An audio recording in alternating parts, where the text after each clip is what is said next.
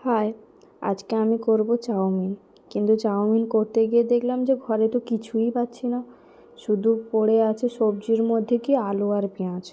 ওটা দিয়েই ভাবলাম করে ফেলবো। প্রথমে সিদ্ধ করে নিলাম, তারপরে তেল দিয়ে ওটার মধ্যে ডিমগুলো ছিল, দুটোই ডিম ছিল, ওই দুটো ডিম লবণ দিয়ে ভেজে নিলাম। ফার্স্টে ওটাই করে নিলাম, তারপরে আর কি আলু পেঁয়াজটা কেটে নিলাম। ওটা করতে করতে আলু পেঁয়াজটা আর কাটটা তোমাদেরকে দেখালাম না, ওটা তো তোমরাই জানবে ভালো করে।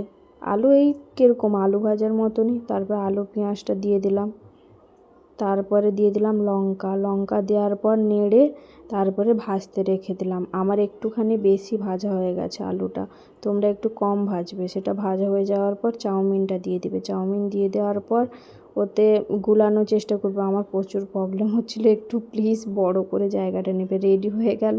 তারপরে এবার চাউমিনটা দেখো কত সুন্দর ঝরঝরে হয়েছে।